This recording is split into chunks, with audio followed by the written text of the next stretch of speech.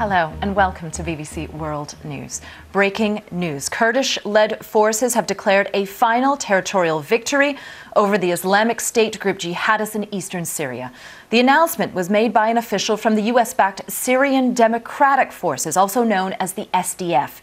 They've been engaged in fierce fighting with the remaining militants outside the village of Baghouz.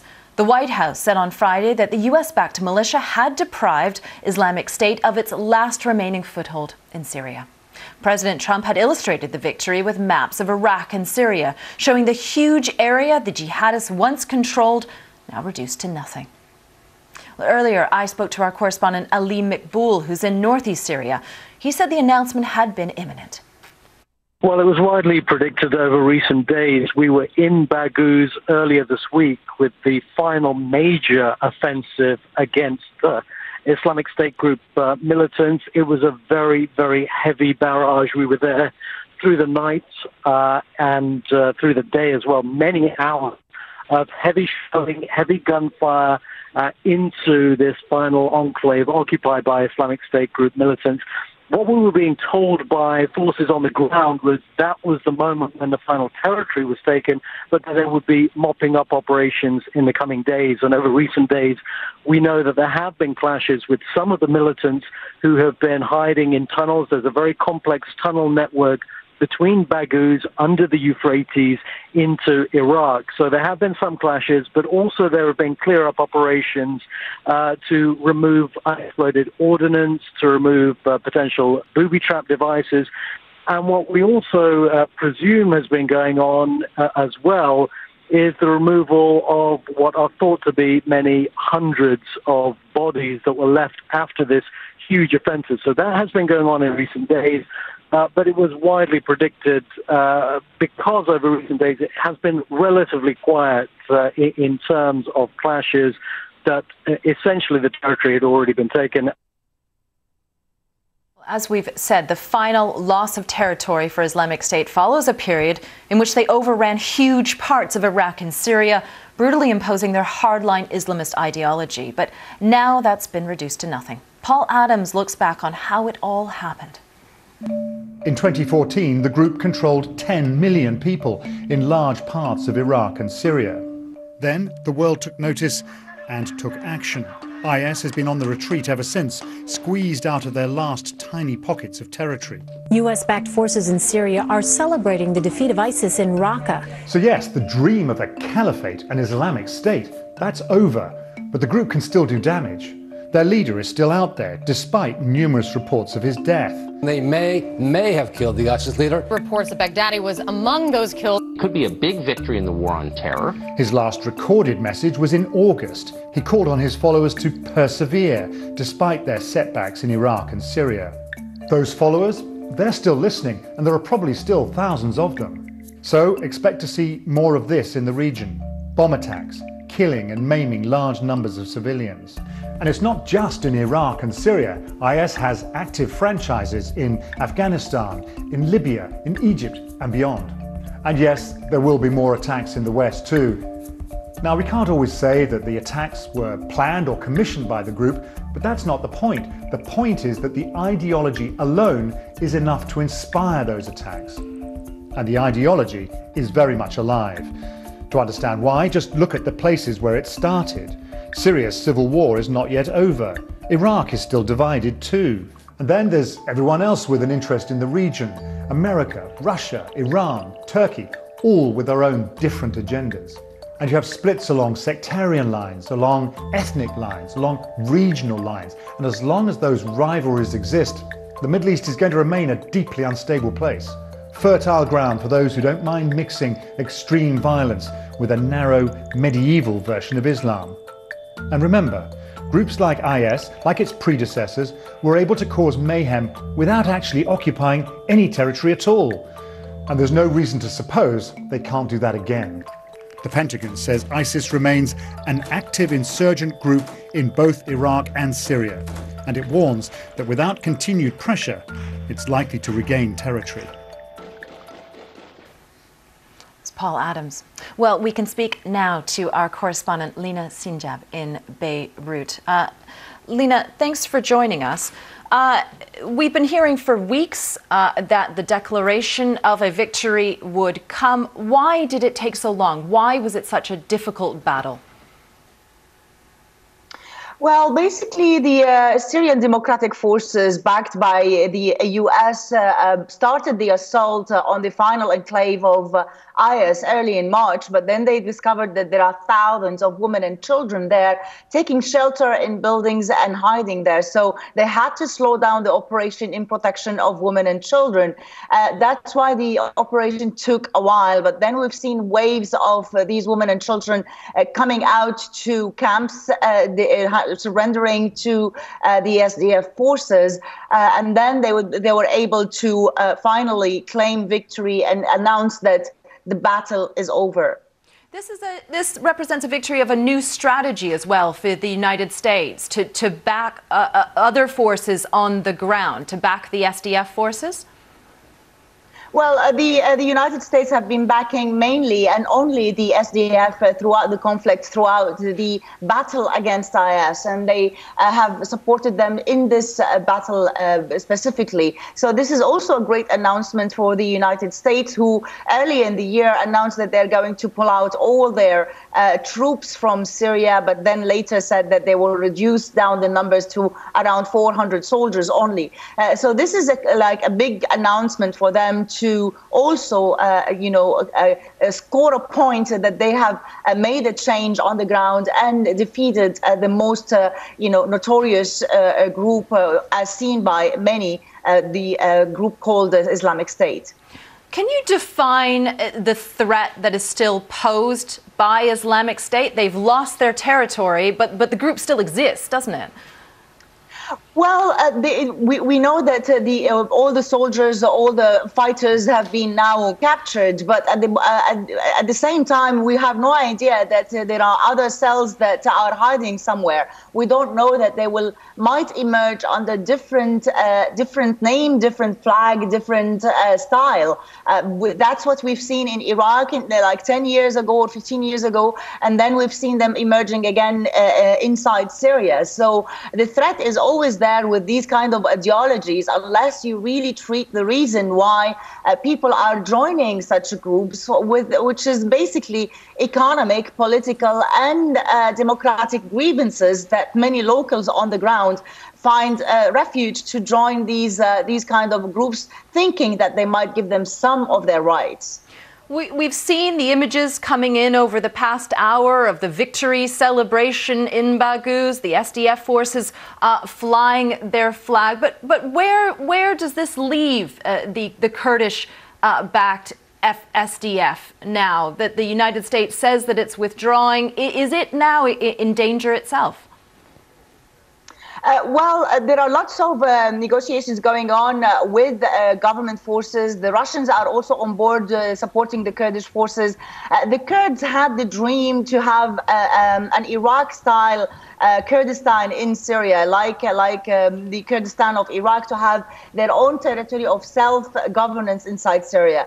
For some moment, that looked likely to happen, but later on, the regime decided that there is the Syrian regime decided that there is no chance for the Kurdish forces to have autonomy inside Syria. They might have some rights in their own areas, but it won't be decentralized kind of regime. And so the negotiations are still ongoing. It's still unclear what's going to happen to the Kurdish forces, but certainly this game today, this announcement, the victory against IS is going to play for their own interest.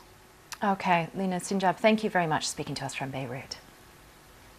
I'm George Howell. First, the breaking news that we're following out of eastern Syria is a historic day in the battle against ISIS. U.S.-backed forces announced they had defeated the terror group and fully liberated the town of Baghouz, the caliphate's last stronghold. Earlier, the Syrian Democratic Forces displayed their flag, you see there atop that building, ending weeks of grueling combat. Just hours ago, they battled ISIS fighters who were holed up in tunnels near that village. You see some of the battle playing out there in eastern Syria. All of this comes almost a day after the White House declared that the group had been 100% defeated. We're covering the story from multiple locations this day. Our Jumana Karaja is in Erbil, Iraq, and Arwa Damon in Istanbul, Turkey. Jumana, starting with you, the caliphate, seeing it crumble, women and children have moved on to refugee camps, and you have visited some of those camps. Tell us about what you've seen.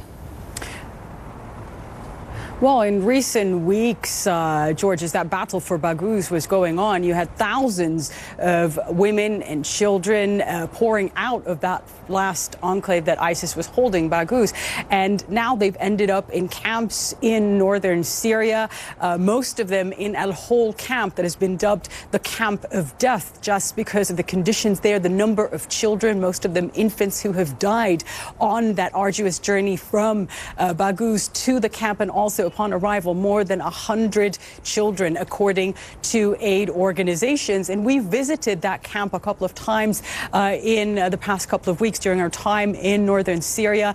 And it's quite a dire situation there. The camp authorities and also the Syrian Democratic Forces and aid organizations are saying that they don't have enough aid for those who are now stranded in this camp. Now, the vast majority of the population, George, there are not just ISIS family members. These are Iraqis and Syrians who were living under the rule of ISIS, whose lives were shattered by that terror group. And now they're living side by side with these same people who they accuse of destroying their life, who they blame for their current situation. And they're basically, these foreign women are fenced in this area called the immigrants or the Muhajirat section, where we went in and we met women from every corner of the world, almost from Europe, from North Africa, and from this region. And now the big question, George, as this battle comes to a close, what happens next to these women and their children and that humanitarian situation that is only getting worse by the day?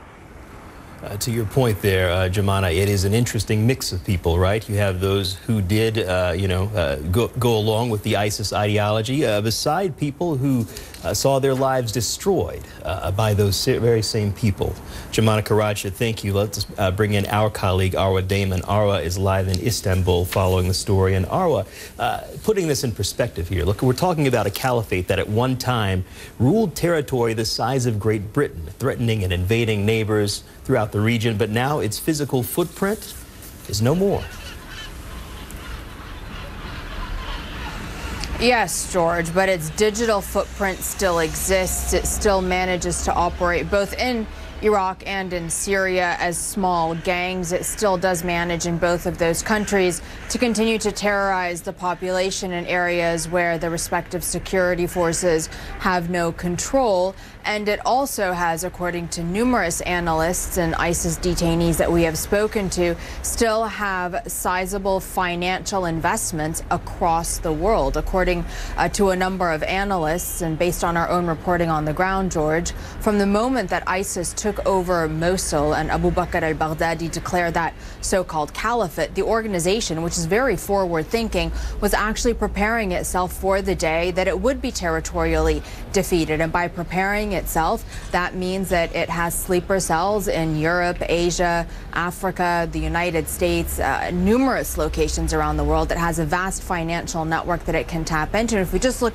at its history for a brief moment, this is an organization that has time and time again managed to re-emerge and stronger than it was in the past. Remember, ISIS began as Al-Qaeda in Iraq going all the way back to 2004. It then morphed into the Islamic State of Iraq. That was at one point in time declared defeated as well before the U.S. military withdrew from Iraq. But its fighters, including Abu Bakr al-Baghdadi, went to ground in Iraq, managed to evade any sort of attempt to hunt him and his top leadership down back then, only to emerge as the ISIS that we saw terrorize and then control such a vast stretch of territory. As far as we are aware from reporting and from sources, they do have a plan in place to be able to re-emerge to a certain degree, perhaps as a different entity, perhaps in a different form. But that threat that ISIS and its ideology pose is by no means dead or destroyed, even if it does lose all of this territory. So the important thing, George, is to recognize that this next phase, what happens next, all of those issues that Jumana was addressing, this is what is just as important as that territorial defeat, because if nations fail right now, George, it is almost guaranteed that ISIS is going to reemerge either as ISIS again or as something else. Arwa, thank you. And Jumana, to the same point, what about those people who see this happening on this day in eastern Syria, but at the same time the threat, as Arwa is pointing out, the threat of continued radicalization, people who see this and for whatever reason are inspired to consider that twisted ideology? And that is the big concern, George. We have been speaking to officials on the ground when we were in Syria from the Syrian Democratic Forces who are saying, okay, the battle is over, but what comes next is as critical. You have so many issues that need to be addressed, those same issues that led to the rise of ISIS in the first place. And unless those are addressed, unless they are dealt with, you are going to have this fertile ground that, as Arwa was saying, will lead to the emergence of another group that they're concerned is going to be even tougher to deal with than ISIS. And one of the issues they're really concerned about is those camps that we visited. For example, Al-Hol camp, where you have 70,000 people there. They are struggling to deal with that camp that is at overcapacity now, that is at breaking point.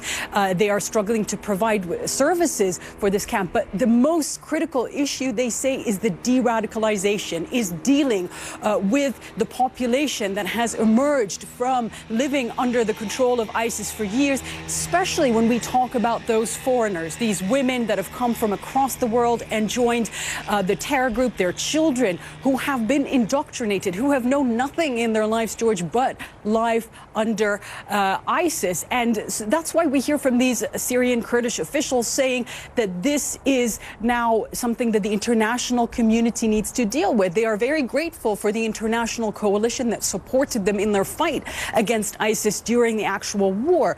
But they say that these countries need to step up now and deal with what comes next when it comes to repatriating their own citizens that are pretty much rejected now and stranded in northern Syria, left pretty much for the SDF and for the authorities in that part of the country to deal with. We're talking about people from more than 50 different countries, George. In those camps, you've got thousands of children, you've got these women, and also they have more than 1,000 fighters. This was about a couple of weeks ago. That is the estimate that we got from the Pentagon, saying that there are about 1,000 foreign men who are being held in SDF detention facilities, and the Kurds are saying they cannot deal with this. They want their countries to take them back, de-radicalize them, face due process in their countries, because they do not have the ability or the infrastructure to deal with this, and especially when it comes to dealing with those children who are now very vulnerable, living in these camps that have been described by Kurdish officials as a ticking time bomb, George. And Arwa, one other question to you here. You know, we hear about the United States drawing down its troops, some confusion about how many troops will remain there in Syria. But is there a concern about seeing troops leave, seeing security forces maybe dwindle there, and the threat of seeing some type of a group, as you've pointed out, reemerge? Yes. There is, George, and it's a very real threat, because even though the U.S. does not perhaps have a great number of troops in Syria, the fact that they are there, that they are providing that much needed air support, that they are bringing their intelligence assets to the table, that has been crucial in the battle against ISIS. And that is something that the SDF and its fighting in Syria, and then the Iraqi forces in their battles in Iraq, have relied heavily on. Arguably, without U.S. and coalition support, these battles would not have terminated, at least territorially speaking. And then when it comes to Syria, you also have the added dynamic of the American presence just being there means that America, to a certain degree, does have something of a seat at the table when it comes to trying to provide some sort of long-term resolution to that country. The concern within Syria is that if the U.S. were to withdraw or even draw down its forces, not only would it not be able to perhaps adequately support the SDF should there be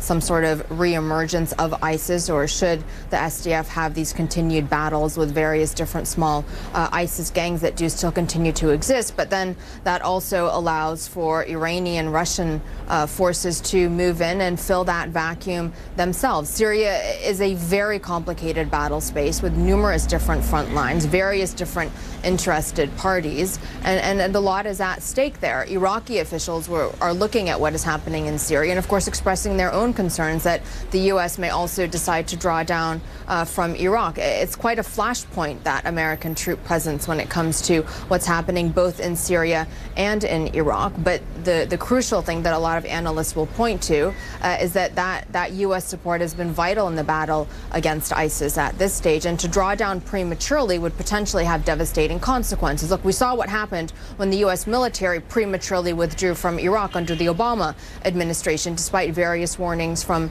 Iraqi leaders on the ground. At the time that they withdrew from Iraq, U.S. officials were saying that, at least publicly, they believed that the Iraqi security forces could hold on to security gains. That was exactly how it was phrased at the time. And, of course, they were unable to do so. And we saw Iraq slowly begin to disintegrate, and ISIS take advantage of that situation, of the Sunni population's grievances, and emerge even stronger than it ever was.